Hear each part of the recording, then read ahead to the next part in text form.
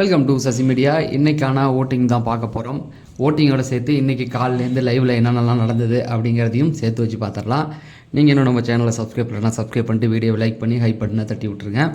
சரி, இன்றைக்கான ஓட்டிங்கில் முதல் இடத்துல இருக்கிறது கானா வினோத். அவருடைய ஓட்டோட சதவீதம் பார்த்திங்கன்னா 49.01, 2,12,604. அதாவது கமருதீனோட ஓட்டுகளும் சேர்ந்துருச்சு அப்படிங்கிறது நல்லாவே தெரியுது. 2,12,000 ஓட்டுகள் வாங்கி முதல் இடத்துல இருக்கார். இன்றைக்கி இவர் பண்ணது அப்படின்னான்னு பார்த்தீங்கன்னா, காலையில் இவர் கூட வாட்டர்மிலான் கூட ஒரு சண்டைக்கு ஒன்று வாண்டடாக போனார். குளிக்க போனால் அவரை கூப்பிட்டு வம்புக்கு இழுத்து ஒரு சண்டை ஒன்று போச்சு. அதுக்கப்புறமேட்டுக்கு அப்படியே கொஞ்சம் இதானாலும் பிக் பாஸ் வந்து ஒரு சீக்ரெட் டாஸ்க் ஒன்று கொடுத்தாரு. அந்த சீக்ரெட் டாஸ்க்கு தான் நீங்கள் பார்த்துருப்பீங்க. இன்றைக்கி வந்த ப்ரொமோ எல்லாமே அந்த சீக்ரெட் டாஸ்க்குள்ளே இருக்கிறது தான், வேறு எதுவுமே கிடையாது. அதில் வந்து கெமியை உள்ளே அழைச்சிட்டு போய் மறைச்சி வைக்கணும், அவங்கள வந்து சாப்பிட வைக்கணும், அப்புறம் இடையில வந்து யூரின் போகணுன்னாங்க, அதுக்கு அழைச்சிட்டு போகணும். இந்த மாதிரியான விஷயங்கள் பண்ணும்போது இவரும் வந்து நிறைய ஐடியா கொடுத்தாரு. என்ன சபரிக்கிட்ட கொஞ்சம் கோவப்பட்டாட்டி கொஞ்சம் உணர்ச்சி வசப்படாதரா, அப்போ ஃபஸ்ட்டு டாஸ்கில் உணர்ச்சி வசப்பட்ட அப்படிங்கிற மாதிரிலாம் சொல்லிட்டு இருந்தாப்புல. அதுக்கப்புறமேட்டுக்கு பிரியாணி வந்தது, அதை நான் சாப்பிட்றேன் அப்படின்ட்டு அதை எடுத்துகிட்டு போய் சாப்பிட்டாப்புல. ஸோ இன்றைக்கி ஓரளவுக்கு வீட்டுக்குள்ளே வந்து ஓரளவுக்கு நெகட்டிவ்லாம் இல்லாமல் பாசிட்டிவாக கொண்டு போச்சு. அது வந்து பார்க்க நல்லா இருந்தது அப்படின்ற மாதிரி இருந்தது. அடுத்த இடத்துல திவ்யா 20.41, 88,532. இன்றைக்கி என்ன அப்படின்னா, வியானாவுக்கு வக்காலத்து வாங்கிட்டு போய் நின்னாங்க. வியானா வந்து இந்த வீட்டில் ஆரா வந்து சரியில்லை, யாருமே வந்து என் கூட வந்து என்னை சரியாக மதிக்கலை, என் கூட யாருமே இது பண்ணலை அப்படின்னும் போது அங்கே அந்த பக்கம் போய் வீட்டில் இருக்கவங்களாம் போட்டு பொழந்து எடுத்துட்டாங்க. அப்படி பொழக்கும்போது திவ்யா போய் அவங்களுக்கு முட்டு கொடுத்தது தான் பார்க்க முடிஞ்சுது. அது தேவையில்ல இந்த ஃபைனல் ஸ்டேஜில் போய் அவங்களுக்கு முட்டு கொடுது. ஏன்னா அவங்களுக்கே இங்கே பெருசாக ஒன்றும் பேர் கிடையாது. இது ஏன் திவ்யா அவங்கள போய் தேவையில்லாமல் தூக்கிட்டு சுமக்கணும்? இவ்வளோ நாள் தனியாக தானே நின்னீங்க, அதே போல் தனியாக நின்னாவே போதுமானது. ஏன்னா அவங்க செய்கிறது யாருமே இங்கே பிடிக்கல. வியானா பண்ணுறதெல்லாம் நெகட்டிவாக தான் போயிட்டுருக்கு.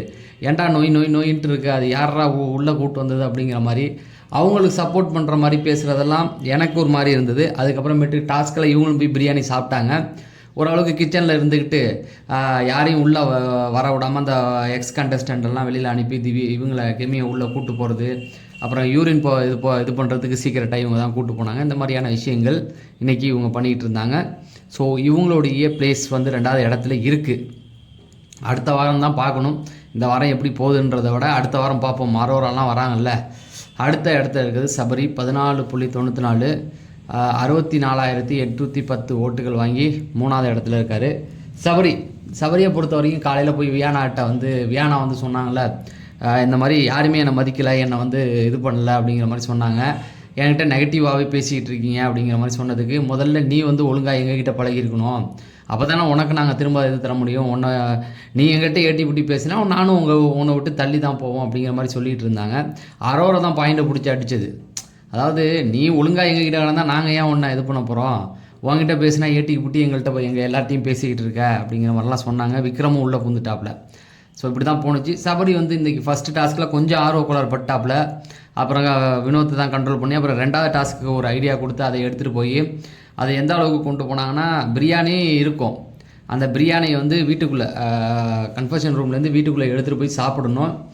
3 பேர் சாப்பிடணும். அதே போல் கெமிக்கும் கொடுக்கணும். கெமி வந்து தலை ரூமில் வந்து ஒளிய வச்சுருக்காங்க. அதுவே பெருசு. வந்தவங்கள யாருக்கும் தெரியாமல் தலை ரூமில் போய் அங்கே ஒரு கேப்பில் இருக்காங்கள்ல, அந்த இடத்துல போய் ஒளிய வச்சுட்டு அதே இடத்துல தான் ஹோம் டூர்லாம் போயிட்டுருக்கு. அவங்க கண்டுபிடிக்காத அளவு பார்த்துக்கிட்டாங்க. அதுக்கப்புறமேட்டுக்கு யூரின் போகுதுன்னாங்க. இப்போ என்ன பண்ணிட்டாங்க, இந்த மற்றவங்கெல்லாம் வந்து இவங்களை டைவெர்ட் பண்ணி வெளியில் கூப்பிட்டு போய் ஒவ்வொரு விஷயமா பண்ணிகிட்டு இருந்தாங்க. பட் குறைஞ்ச அளவுக்கு சொல்கிறேன், ஏன்னா எப்படியா இருந்தாலும் இதை வந்து ஒன்றரை ஷோவில் போடுவாங்க, அதை நீங்கள் பார்க்கணும் இல்லையா, அதனால் குறைஞ்ச இன்ஃபர்மேஷன் மட்டும் கொடுத்துட்றேன். அது சபரி அந்த டாஸ்க்கு நல்லா பண்ணி வெளியில் போயிட்டு கடைசியாக என்ன பண்ணாப்புலன்னா, அந்த சாப்பிட வைக்கிறதுக்கு என்ன பண்ணோம், எல்லாரையும் வெளியில் கூப்பிட்டு வந்தால் தான். ஏன்னா வீட்டுக்குள்ளே வந்து டப்பாவோட தூக்கிட்டு போனோம், யாருக்கும் தெரியாமல் அதை நீங்களும் சாப்பிட்ணும் அவங்கள்ட்டையும் கொடுக்கணுன்ற மாதிரி சொல்லிட்டாப்புல. அப்போ என்ன பண்ணணுன்னா, எல்லாரையும் கூப்பிட்டு போய் என்னை பற்றி நீங்கள் நெகட்டிவாக இத்தனை நாள் என்ன புரிஞ்சு வச்சுருக்கீங்க அப்படிங்கிற மாதிரி கேட்டாங்க. சும்மாவா எல்லாம் போட்டு பொழந்து எடுத்தாங்க. டாஸ்க்குக்காக தாங்கிட்டு உட்காந்துருந்தாப்புல. அடுத்த எடுத்து பார்த்தீங்கன்னா விக்ரம் 99.72, 556. ஸோ விக்கல்ஸ் விற்கிறத பொறுத்த வரைக்கும் இன்னைக்கு கொஞ்சம் கான்ஃபிடென்ட் லெவல் கெமிலாம் வந்து கொஞ்சம் சப்போர்ட் பண்ணுறாங்க. பிரவீன் வந்து கொஞ்சம் தட்டி கொடுத்தாரு. அதுக்கப்புறம் வந்து வியானா போட்டு உதச்சி எடுக்க, இவங்களும் போட்டு உதச்சி எடுக்க, ரம்யாவும் இன்றைக்கி என்னாச்சு அப்படின்னு பார்த்தீங்கன்னா ஓரளவுக்கு நல்லா வந்துட்டார். கெமியெல்லாம் வந்து கொஞ்சம் ஓரளவுக்கு தட்டி கொடுத்து இந்த டாஸ்க்கெல்லாம் கொடுத்தோடனே அவன் அந்த டாஸ்க்குள்ளேயே போயிட்டனால இந்த பிரச்சனையே இல்லை. இந்த எக்ஸ் கண்டஸ்டன்ட்லாம் வேஸ்ட்டு தான் சொல்கிறான். அடுத்த இடத்துல சாண்ட்ராவை பொறுத்த வரைக்கும் 25,000 ஓட்டுகள் தான். வெளியில் ஏதோ கேஸ் போடுவேன் அப்படிங்கிற மாதிரி இப்போ பிரச்சனை ஏதோ சொல்லியிருக்காரு போல். ஸ்கேம்ட்ரா அப்படின்னு சொல்லி கூப்பிட்டா அதுக்கு ஏதோ கமருதீன் தரப்புலேருந்து ஏதோ விளக்கம் கொடுத்த மாதிரி சொல்கிறாங்க. ஒரு யூடியூப்பில் பார்த்தேன், அது சரியாக என்ன எனக்கு புரியல. பார்ப்போம், அதை அடுத்தடுத்து வரும். அதே போல் இவங்களை பொறுத்த வரைக்கும் ரம்யா போட்டு பொழந்து எடுத்துட்டாங்க. ஆனால் ரம்யா கேட்டதெல்லாம் கரெக்டு தான். ஏன்னா அவங்க கூட இருந்துக்கிட்டே அவங்களுக்கு எதிராக இருந்து பேசுனது ஓகே, அதை விட்டுட்டு கூடவே இருந்துக்கிட்டு அவங்களுக்கு அவ்வளோ பண்ணியிருக்கக்கூடாது. இல்லை, அதான் ரம்யா சொன்னாங்க, பார்வதி அப்படி பேசுவான்னு எனக்கு தெரியும், ஆனால் நீ பேசுவான்னு எனக்கு தெரியாது, அதுவும் என் கூடவே க்ளோஸாக இருந்துட்டு என்ன அப்படி பண்ணிட்டியே அப்படிங்கிற மாதிரி அந்த விஷயம்லாம் வந்து கேட்டாங்க.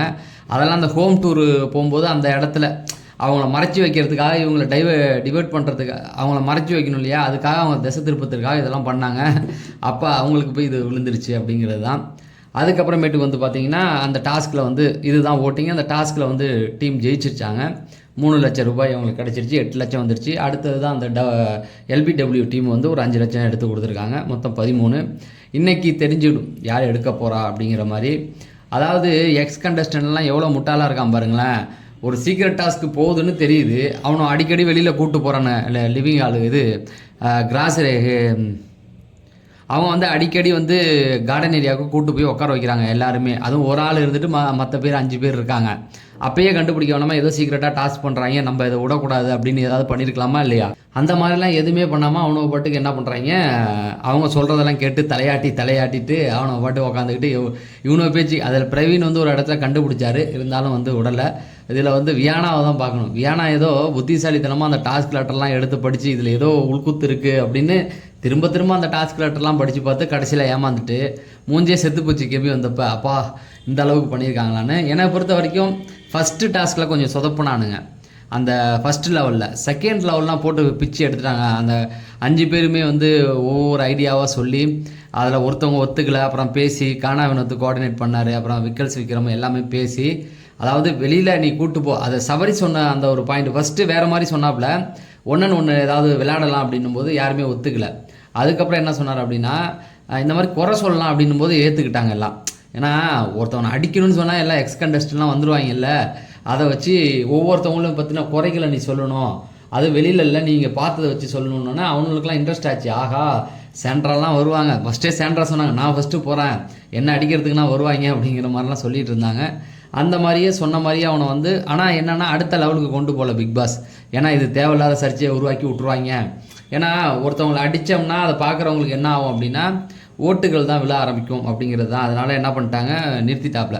அடி வாங்கினது யாருன்னு பார்த்தா சபரி தான். ஆனால் முழுசாக அடிக்க விடலை, இங்கேக்கும் அங்கேயும் பாதி கட் பண்ணாங்க. கானா வினோத்து, அரோரா, இவங்க திவ்யாலாம் பிரியாணி போட்டு வெளுத்து வாங்கிட்டாங்க. இந்த நேரத்தில் பிக் பாஸ்ன்னு பார்த்தா அஸ்கி வாய்ஸ்லலாம் பேச ஆரம்பிச்சிட்டாரு. கானா வினோத்தை அப்படி மெதுவாக கூப்பிட்டார்ல, கெமி தான் கூப்பிட்றாருன்னு நினச்சிட்டு அவர் சாப்பிட்டுட்டு இருந்தார். ஓரளவுக்கு ஃபன்னாக போச்சு அந்த டாஸ்க்கு. அதை வந்து காமிப்பாங்க அப்படி தான். இன்றைக்கி கொஞ்சம் ஓரளவுக்கு போர் அடிக்காமல் போகும். நாளைக்கு தான் தெரியும் யார் வந்து பெட்டி எடுக்க போகிறா. நாளைக்கு தான் ஃபைனல் டே. பார்க்கலாம், அடுத்த அப்டேட்டுகள் ஏதாவது வந்தால் கொடுக்குறேன், இல்லைனா நள்ளிரவு வீடியோவில் ஸ்ட்ரைட்டாக அவங்களை சந்திக்கிறேன் அப்படிங்கிறத சொல்லி விடைபெறேன். நன்றி, வணக்கம்.